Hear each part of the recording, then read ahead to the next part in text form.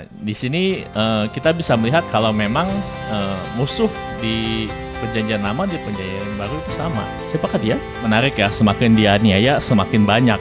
Iya. Memang ini sebuah prinsip juga untuk gereja ya. Iya. Kita melihat kalau gereja itu semakin dianiaya, Makin menyebar. makin bertambah banyak. Tapi kalau adem-adem ayem, mereka berantem sendiri gitu. Si Ula kan tahu ya, penganiayaan itu akan membuat mereka berkembang biak, gitu, bertambah banyak ya.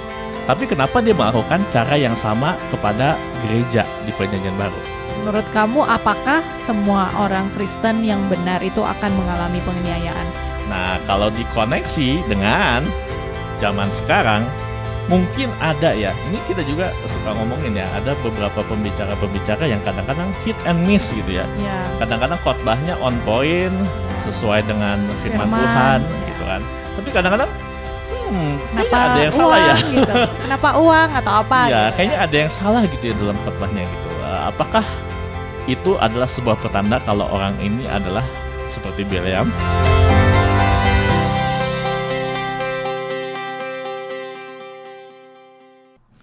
Halo teman-teman semua, balik lagi sama kita di Grace and Truth. Hari ini kita bakal ngelanjutin episode apa nih? Dan kita membahas dari timeline ya, timeline dari akhir zaman. Kita sudah membahas dari perjanjian lama, perjanjian baru.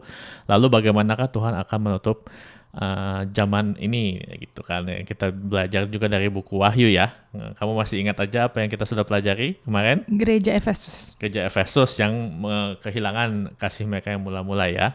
Nah, di podcast yang seri ini sekarang kita akan membahas dari gereja Smyrna, yaitu gereja yang dianiaya, lalu gereja Pergamus. Nah, kita melihat tuh ada kedatangan ajaran-ajaran palsu yang dimana kita harus belajar hal-hal tersebut ya sebelum kita masuk ke dalam pengajaran dari akhir zaman yang 7 tahun tribulation dan sebagainya itu. Kamu siap? Siap. Oke, kita baca Wahyu 1:17-19. Ketika aku melihat dia, tersungkurlah aku di depan kakinya sama seperti orang yang mati. Tetapi ia meletakkan tangan kanannya di atasku lalu berkata, "Jangan takut, aku adalah yang awal dan yang akhir, dan yang hidup. Aku telah mati, namun lihatlah aku hidup sampai selama-lamanya dan aku memegang segala kunci maut dan kerajaan maut. Karena itu tuliskanlah apa yang telah kau lihat, baik yang terjadi sekarang maupun yang akan terjadi sesudah ini." Nah, jadi wahyu ini adalah pewahyuan yang diberikan Yesus ya, wahyu dari Yesus sendiri yang dicatat oleh Yohanes. Jadi Yohanes ini melihat bagaimana perjalanan yang akan terjadi dari zaman gereja sampai kesudahannya nanti di akhir zaman gitu. Nah, juga kan teman-teman kita sudah belajar dari 7 gereja ya, dari Wahyu 2-3 ya, itu dari Efesus yang kemarin. Ya, sekarang kita akan belajar dari Smyrna dan Pergamus. Nah, inilah yang dikatakan mengenai gereja di Smyrna nih, Wahyu 2 ayat 9-10. Aku tahu kesusahanmu dan kemiskinanmu, namun engkau kaya, dan fitnah mereka yang menyebut dirinya orang Yahudi, tetapi yang sebenarnya tidak demikian. Sebaliknya, mereka adalah jemaat iblis. Jangan takut terhadap apa yang harus engkau derita. Sesungguhnya, iblis akan melemparkan beberapa orang dari antaramu ke dalam penjara supaya kamu dicobai, dan kamu akan beroleh kesusahan selama 10 hari.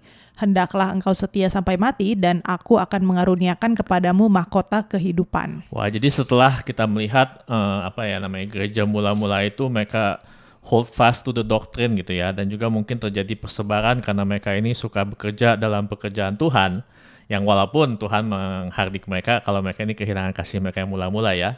Nah, ketika gereja itu mulai tersebar, terjadilah sebuah aniaya yang sangat besar. Nah, itulah yang terjadi di gereja di Smyrna gitu ya, karena mereka di sini ditulis mereka ini menghadapi sebuah penganiayaan yang luar biasa, menghadapi fitnah-fitnah gitu ya. Dan juga kita di sini bisa dilihat ya, kalau dibandingkan dengan gereja Efesus itu tidak disebutkan dengan pekerjaan mereka. Ya. Nah, Tuhan basically cuma bilang bertahan di dalam penderitaan kalian gitu. Nah, di sini juga kita bisa melihat kalau memang keselamatan itu oleh iman saja. Ya. Nah, makanya kalau kita bisa melihat kayak orang-orang yang bekerja itu kan karena oleh iman mereka. Mereka juga kalau berani mati buat apa yang mereka percayai. Itu terlihat imannya gitu. Maka dari itu aku bisa bilang kalau orang-orang yang di Smyrna ini, gereja-gereja Smyrna ini, mereka memang harus mengakui iman mereka di antara penganiayaan yang akan menyebabkan mereka untuk kehilangan nyawa mereka. Nah, ini memang sudah sangat luar biasa, teman-teman. Dan juga bagaimana caranya kita bisa memelihara iman di tengah kesusahan, kemiskinan, fitnahan, dan penderitaan ya. Nah, di sini perlu di-note aja kalau penganiayaan di sini adalah sesuatu yang akan mencabut nyawa kalian gitu. Jadi bukan kayak kalian dibully orang Kristen atau sok kudus. Walaupun itu memang Bagian juga bagian lah. dari seorang Kristen ya yang harus kita hadapi ya kalau kita mengaku iman kita gitu. Tapi di sini penganiayaan yang aku mau tekankan adalah penganiayaan yang dimana mereka kalau mengaku kalau Yesus itu adalah Tuhan, mereka ini akan mati atau akan dilempar ke penjara gitu ya. Ya. Jadi ini penganiayaan seperti itu gitu. Jadi teman-teman harus tahu kalau memang kita akan menghadapi penganiayaan tapi tidak ada yang seperti ini gitu. Atau mungkin di belahan-belahan dunia sana yang dimana Kamu tidak akan tahu nggak ya, sih? Benar juga sih. Tapi ada belahan-belahan dunia juga yang memang menghadapi penganiayaan yang seperti ini gitu. Kalau kamu mengaku kalau kamu ini percaya kepada Yesus sebagai Tuhan dan Allah yang menyelamatkan dari dosa kita, kamu tuh akan menghadapi ancaman kehilangan nyawa kamu gitu. Ya. Nah, kita juga bisa melihat di sini kalau penganiayaan itu akan berlangsung untuk sementara ya. Dikatakan itu adalah selama 10 hari. Yang dimana mungkin itu adalah zaman dimana kaisar Romawi mungkin ya. Nah, tapi mungkin juga itu juga menunjukkan kepada kalau penganiayaan itu hanya sementara gitu. Jadi kalau kita menghadapi penganiayaan yang dimana kita mungkin akan kehilangan nyawa kita, mengaku bahwa Yesus itu adalah Tuhan, jangan takut teman-teman. Karena kita tahu penganiayaan itu hanyalah untuk sementara. Tapi kalau kita menyangkal Yesus sebagai Tuhan, tentu saja nanti Yesus juga akan menyangkal kita di hadapan Bapa. Penderitaannya, aniayanya jadi makin panjang gitu ya. Ya, kekekalan itu nanti ya. Gimana menurut kamu? Ya, setuju. Lanjut dulu. Nah, di sini kita bisa melihat kalau memang musuh di perjanjian lama di perjanjian baru itu sama. Siapakah dia? Iblis. Si ular, si setan gitu ya. Nah, kita melihat juga kalau di perjanjian lama terjadi sesuatu yang sama gitu.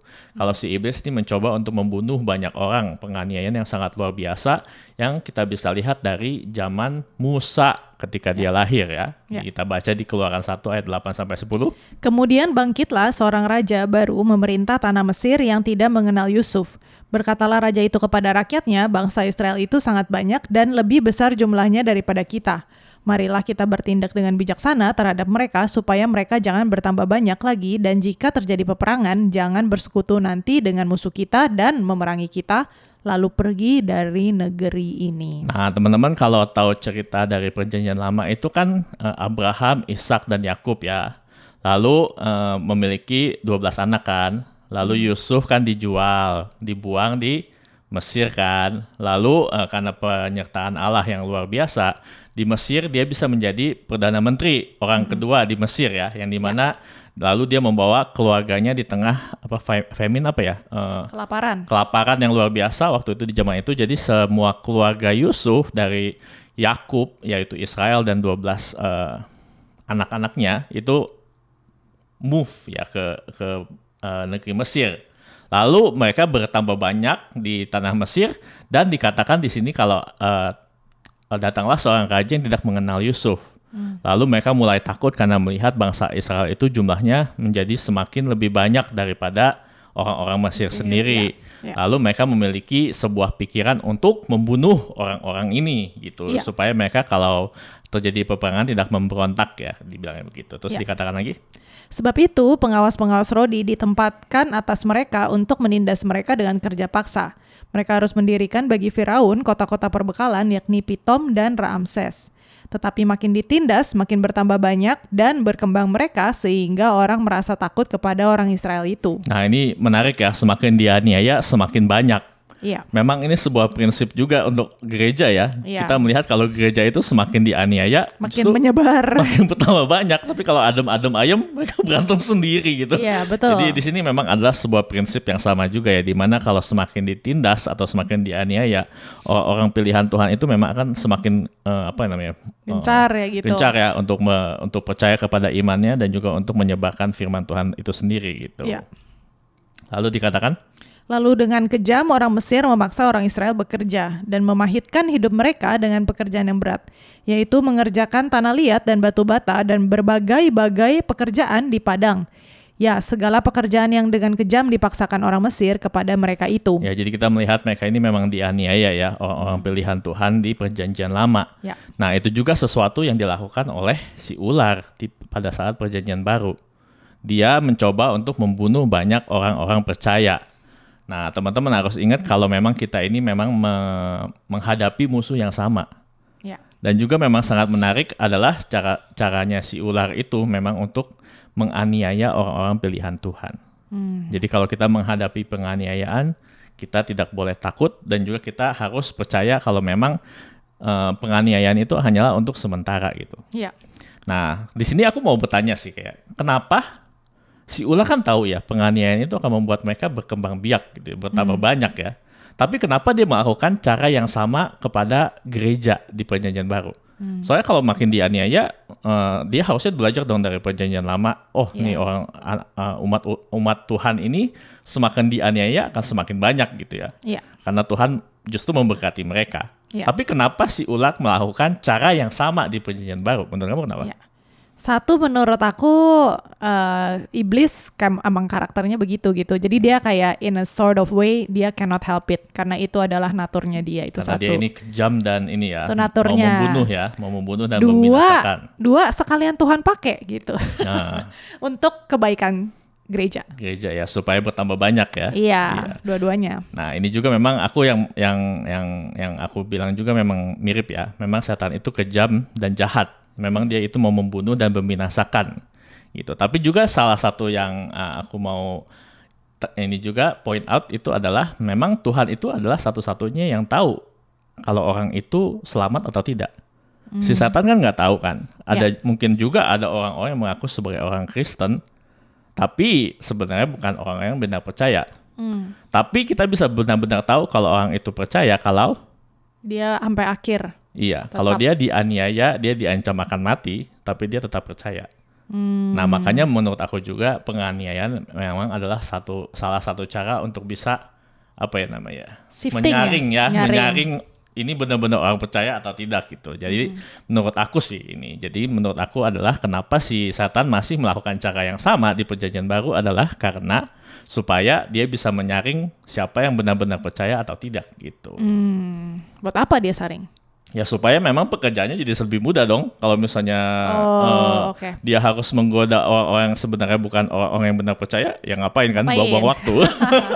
Gitu. Kan dia tidak omnipresent dan omniscience ya, tidak seperti Tuhan Allah sendiri gitu ya. Jadi menurut aku sih ini, makanya dia menyaring orang-orang yang benar percaya atau orang yang tidak percaya ini dengan penganiayaan. Gitu. Aku ada pertanyaan nih. Gimana? Menurut kamu apakah semua orang Kristen yang benar itu akan mengalami penganiayaan? Oke, tadi kamu bilang ini penganiayaannya berarti yang tingkat tinggi punya, yang misalnya mengancam nyawa. Tapi apakah mungkin dalam dosis kecil gitu atau gimana? Cuman apakah setiap orang Kristen yang benar akan mengalami penganiayaan? Setiap orang Kristen yang benar pasti akan menghadapi penganiayaan ya. Tapi kan degree-nya berbeda ya. Iya. Kalau kita berada di daerah yang misalnya kita di Amerika ada freedom of speech, itu aja ada penganiayaan. Misalnya kamu di label sebagai orang sok kudus gitu kan, atau kamu di label sebagai orang bodoh yang percaya terhadap firman Tuhan yang ditulis beribu-ribu tahun yang lalu gitu kan. Kamu nggak percaya sains gitu kan, atau berbagai macam lainnya. Atau mungkin juga kalau teman-teman berada di daerah yang misalnya mayoritasnya ya bukan orang Kristen, mungkin terjadi penganiayaan seperti gerejanya ditutup gitu kan, atau mungkin di dalam gereja sendiri kalau terlalu serius mungkin dibilang ini Bible geek. Iya, mungkin juga terjadi hal-hal seperti itu gitu. Jadi kita tidak boleh mengecilkan juga penganiayaan seperti itu ya. Tapi di sini kita memang harus mengakui memang hal-hal yang dibicarakan pewahyuan ini adalah untuk gereja-gereja yang menghadapi penganiayaan yang dimana mereka ini akan dibuang di penjara, dibunuh kalau mereka mengaku kalau Yesus itu adalah Tuhan. Ya. Gitu, mantap. Nah, di sini juga menarik karena di gereja ini tidak ada komplain dari Tuhan Yesus sendiri. Nah, itu adalah sesuatu yang sangat luar biasa menurut aku. Mungkin mereka berpikir mereka ini tidak sangat produktif ya, Smyrna ini ya, hanya bertahan di tengah-tengah penderitaan. Ya. Tapi tidak ada komplain sama sekali teman-teman dari Yesus mengenai gereja tersebut. Gereja yang dari antara 7 kata orang paling baik lah. Enggak lah, paling baik kan nanti ada Enggak, Philadelphia. Philadelphia ya? Oh, oke. Ya, tapi ini tidak ada komplain sama sekali karena Tuhan itu menurut aku ya memang Tuhan itu dekat dengan orang yang hancur hatinya dan yang direndahkan, ditindas ya memang ya. Jadi itu kita harus melihat juga kalau memang salvation itu by faith alone sih. Jadi Tuhan tidak melihat sebagai berapa banyak pekerjaan yang kita kerjakan selama gereja kita tidak produktif. Ya, selama kita memegang teguh terhadap iman kita kalau Yesus itu adalah jalan satu-satunya menuju keselamatan kita. Amin. Amin. Nah, yang dikatakan Yesus pada gereja ini adalah hendaklah engkau setia sampai mati dan aku akan mengaruniakan kepadamu mahkota kehidupan. Siapa bertelinga, hendaklah ia mendengarkan apa yang dikatakan Roh kepada jemaat-jemaat. Barang siapa menang, ia tidak akan menderita apa-apa oleh kematian yang kedua. Nah, makanya Yesus berkata ya, setia sampai mati. Walaupun kamu menghadapi penganiayaan yang dimana kalau kamu mengaku Yesus sebagai Tuhan, kamu akan kehilangan nyawamu. Karena kenapa? Karena kematian yang kedua itu lebih parah, teman-teman. Lebih baik kita mati memegang iman kita pada kematian kita yang pertama supaya kita bangkit dan hidup untuk yang kedua gitu. Daripada kita melepaskan iman kepercayaan kita lalu kita menghadapi kematian yang kedua. Ya. Ada masukan? Dah, itu dulu. Oke, yang kedua ya, ini adalah gereja Pergamus yang dimana kita bisa melihat ada kedatangan ajaran-ajaran palsu. Nah, kita baca di Wahyu 2 ayat 13. Aku tahu di mana engkau diam, yaitu di sana, di tempat tahta iblis. Dan engkau berpegang kepada namaku, dan engkau tidak menyangkal imanmu kepadaku. Juga tidak pada zaman Antipas, saksiku yang setia kepadaku, yang dibunuh di hadapan kamu di mana iblis diam. Nah, di sini kita melihat juga ada kelanjutan ya dari gereja Smyrna ya, di mana ada saksi Tuhan yang dibunuh di hadapan di tengah-tengah orang-orang ini gitu. Ya. Tapi mereka tidak menyangkal iman yang mereka pegang. Ya. Jadi ada sebuah continuation ya, kelanjutan dari gereja Smyrna terhadap gereja Pergamus yang mereka memegang iman mereka walaupun terjadi penganiayaan atau pembunuhan terhadap saksi-saksi Tuhan. Nah, tapi ada peringatan daripada Yesus nih, dikatakan Wahyu 2 ayat 14. Tetapi aku mempunyai beberapa keberatan terhadap engkau. Di antaramu ada beberapa orang yang menganut ajaran Bileam yang memberi nasihat kepada Balak untuk menyesatkan orang Israel, supaya mereka makan persembahan berhala dan berbuat zina.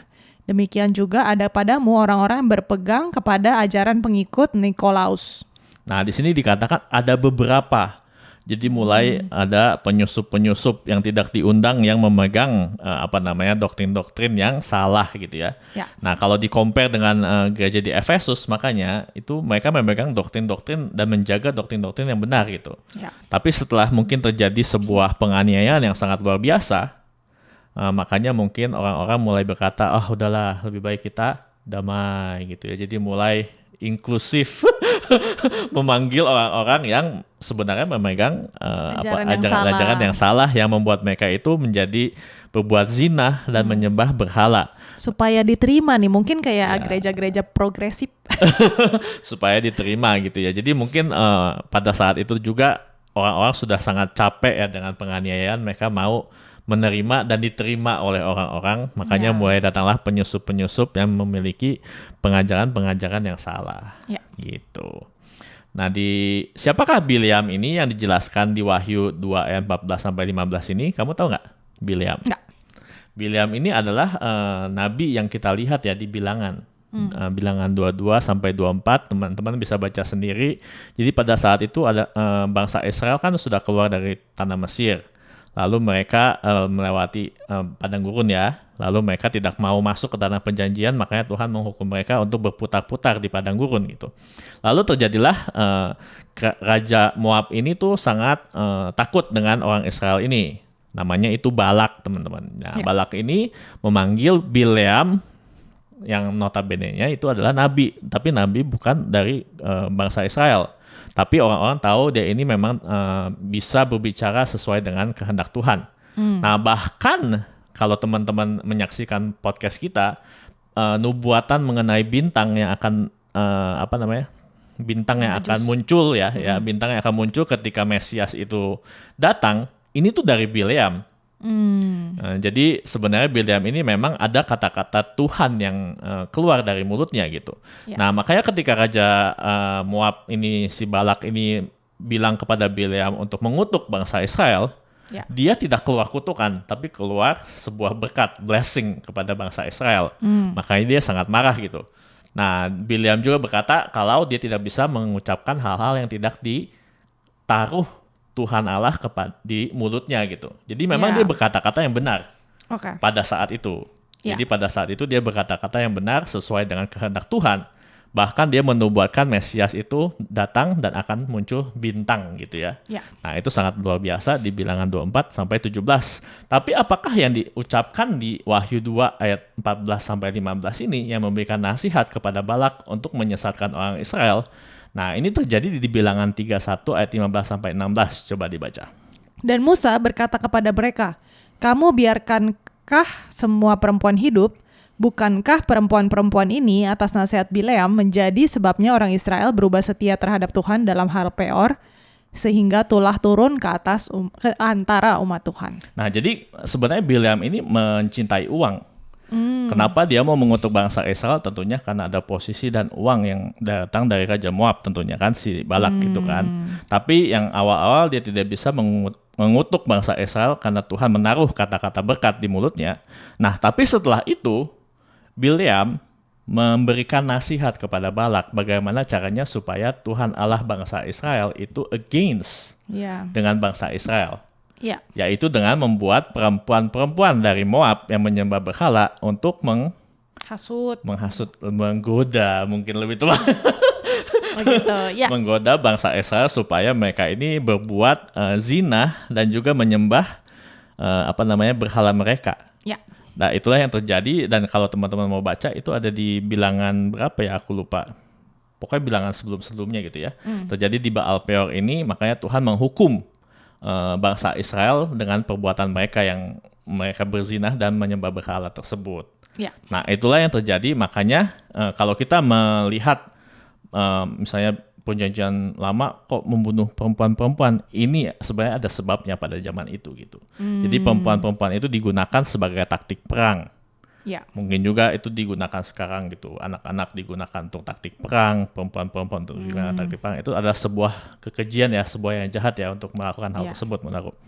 Nah, jadi apakah yang kita bisa pelajari di sini? Jadi kita bisa melihat kalau Bileam itu kadang-kadang berbicara sesuai dengan apa yang Tuhan katakan, tapi tujuan hidupnya itu bukan untuk melayani Tuhan, tapi untuk dirinya sendiri. Bahkan dari dulu tuh. Iya. Makanya ketika dia dibilang Tuhan jangan pergi, dia tetap pergi untuk mengutuk bangsa Israel tadinya. Nah, kamu ingat ceritanya yang keledai berbicara? Ya. Nah, itu cerita Bileam.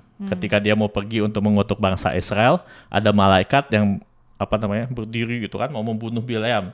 Tapi kan keledainya kan minggir gitu kan, terus minggir. Lalu ketika dia tidak bisa minggir, keledainya berbicara. Ya. Nah itu kalau tahu ceritanya, itu adalah cerita Bileam.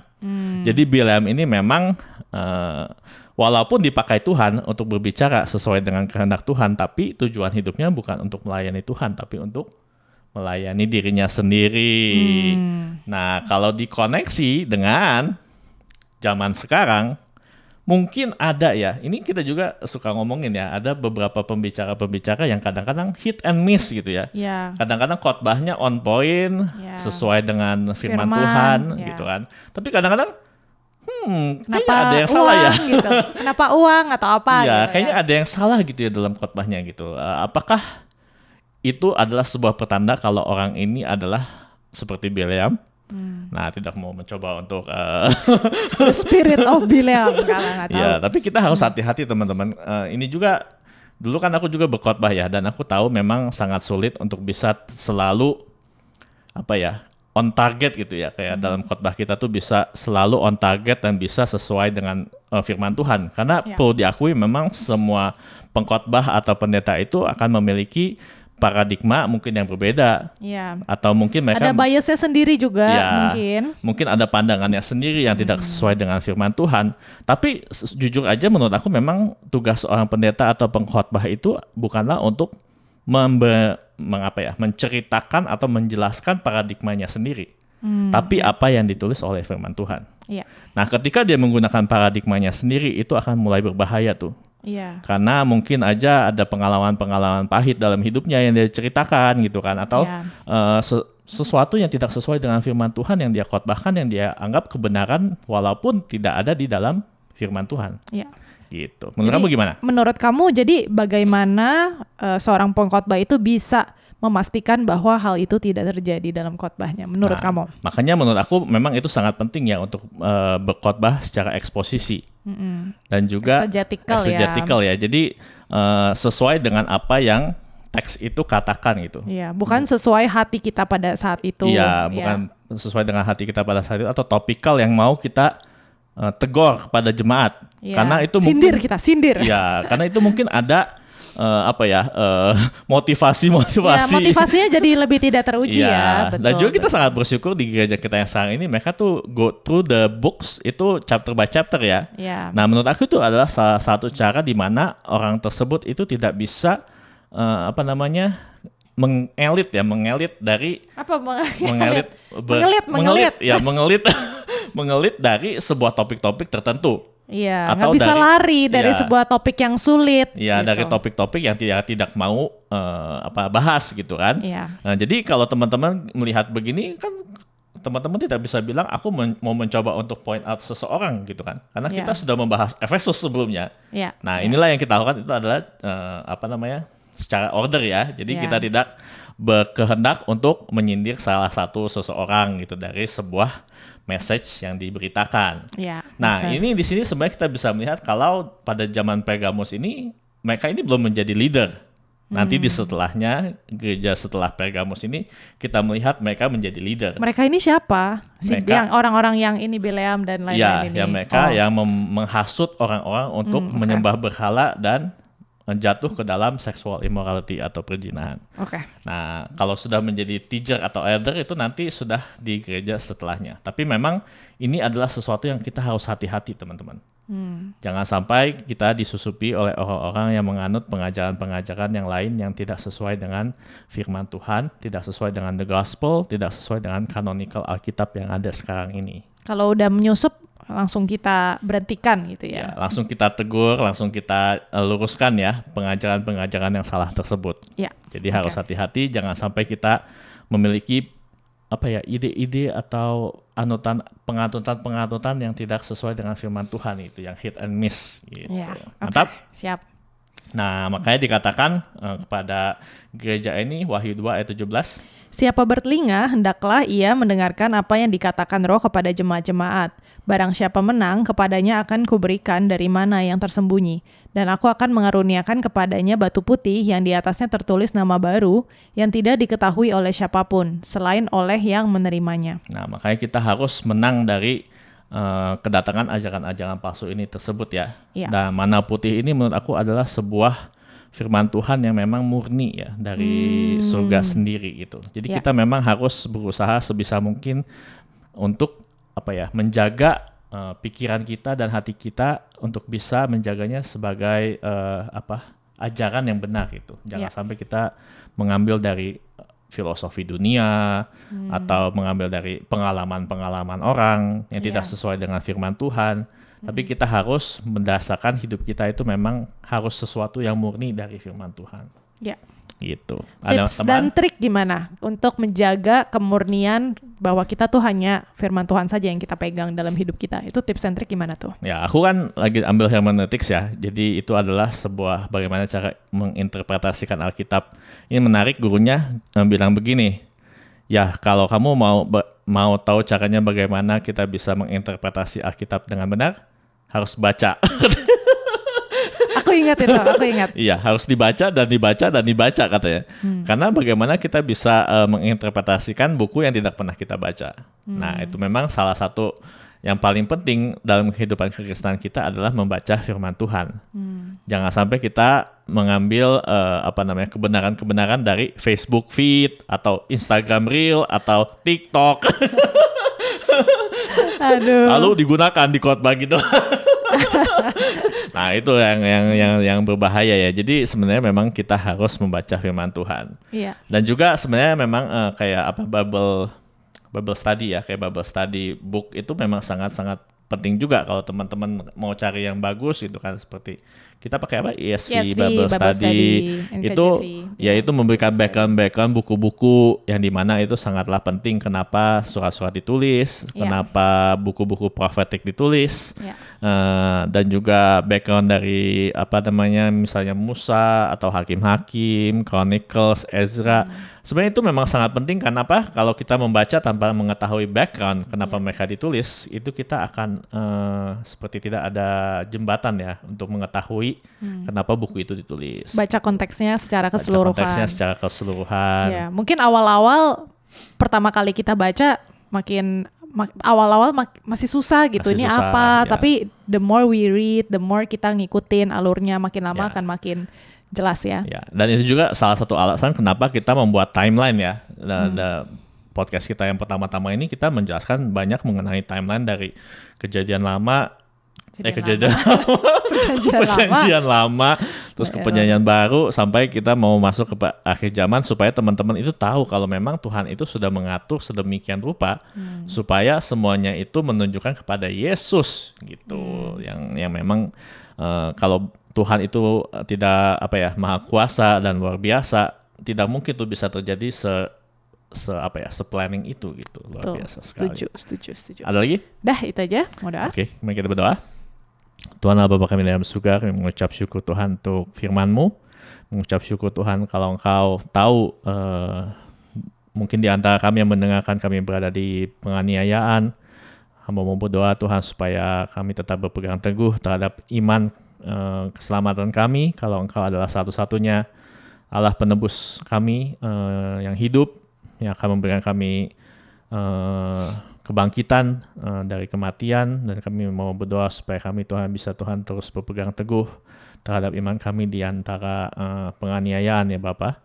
Kami juga mau berdoa Tuhan untuk kami semua mungkin berada di tengah-tengah zaman yang dimana terjadi sebuah ajaran-ajaran yang salah, yang tidak sesuai dengan firman Tuhan. Ada filosofi dunia yang masuk ke dalam gereja. Kami mau berdoa Tuhan supaya Engkau memanggil umat-Mu untuk mencari Tuhan kebenaran firman-Mu dan untuk berpegang teguh terhadap kebenaran firman-Mu, supaya kami Tuhan bisa berjalan Tuhan sesuai dengan kehendak-Mu, dan juga kami Tuhan bisa menjadi gereja yang harum Tuhan di hadapan Engkau ya Bapa. Kami berdoa Tuhan supaya semuanya ini kami lakukan bukan dengan kekuatan dan gagah kami, tapi melalui kuasa Roh-Mu ya Bapa. Kami mengucap syukur. Kau berkati semua kami di dalam nama Yesus kami berdoa. Amin. God bless you teman-teman.